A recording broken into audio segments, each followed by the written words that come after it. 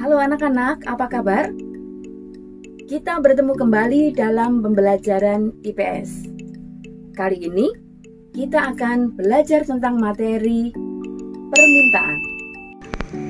Adapun tujuan pembelajaran kita kali ini adalah 1. Melalui pengamatan video, siswa dapat menjelaskan pengertian permintaan.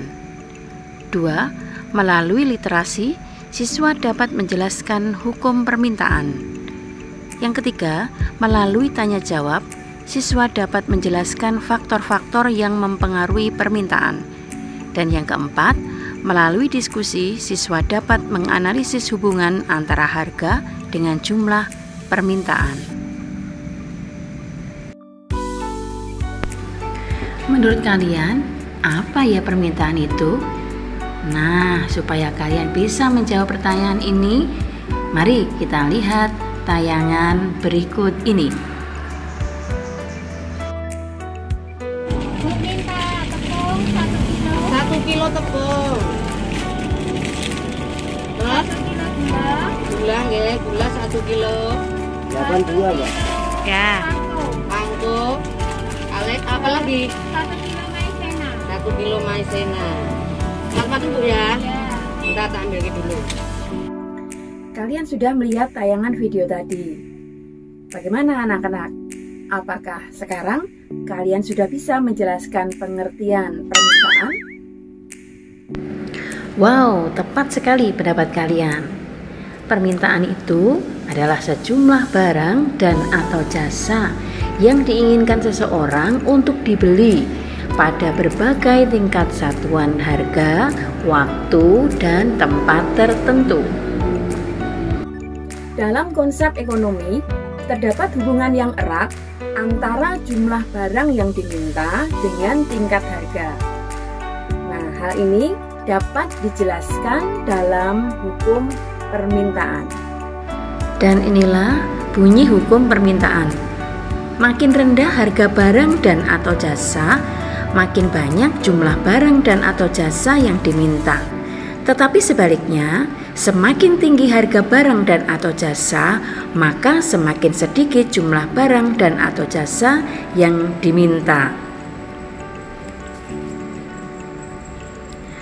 Hukum permintaan ini akan berlaku jika faktor-faktor lain yang memengaruhi jumlah barang dan atau jasa yang diminta tidak berubah atau ceteris paribus. Dan ternyata kemampuan seseorang dalam melakukan permintaan tidak sama. Hal ini tergantung dari daya beli dari tiap-tiap orang.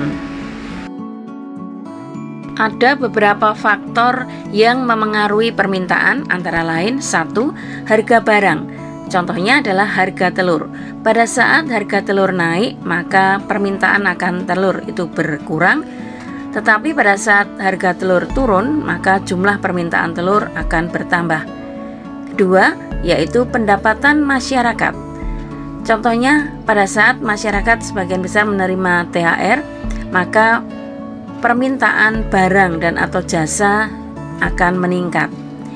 Yang ketiga, selera masyarakat. Selera berkaitan dengan kesukaan seseorang terhadap suatu barang dan atau jasa. Sebagai contohnya adalah sepatu.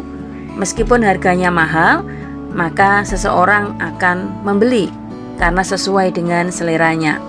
Yang keempat adalah jumlah penduduk.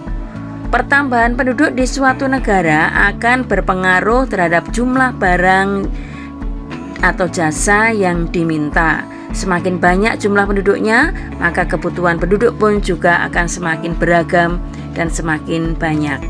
Yang kelima, yaitu perkiraan harga di masa depan. Contohnya adalah kenaikan harga BBM. Ya, orang antri untuk mendapatkan BBM menjelang kenaikan harga. Dari penjelasan sebelumnya, kita tahu bahwa ternyata ada hubungan antara harga dengan jumlah permintaan. Nah, hubungan antara harga dengan jumlah permintaan dapat digambarkan di dalam kurva permintaan. Nah, anak-anak, sebelum kita membuat kurva permintaan, mari kita perhatikan tabel berikut ini.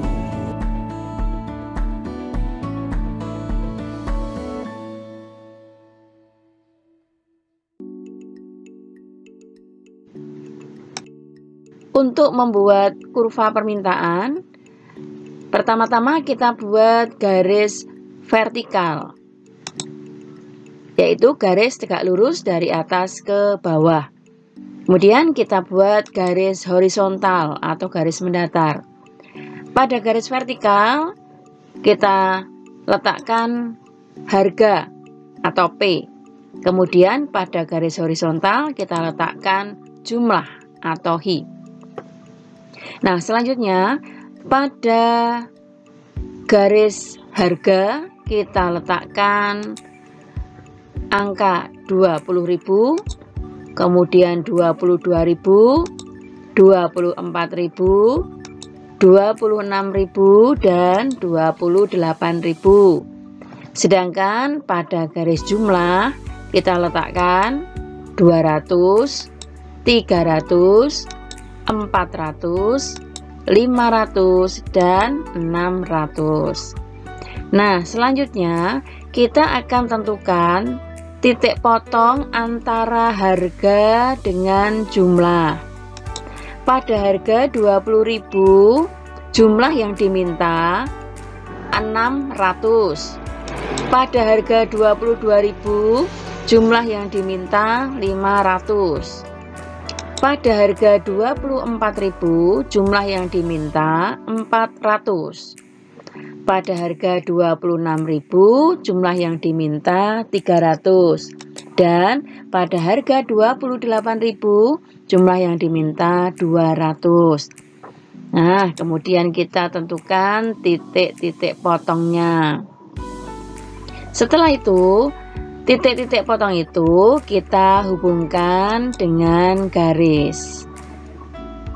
Nah, inilah yang dinamakan kurva permintaan. Dalam hal ini adalah kurva permintaan telur. Nah, garis tadi kita beri simbol D, yaitu permintaan.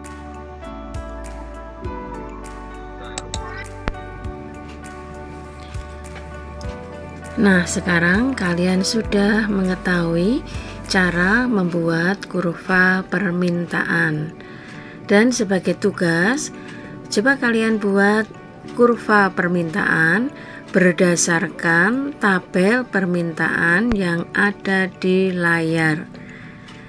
Silakan dikerjakan dengan cermat, teliti, dan penuh rasa tanggung jawab.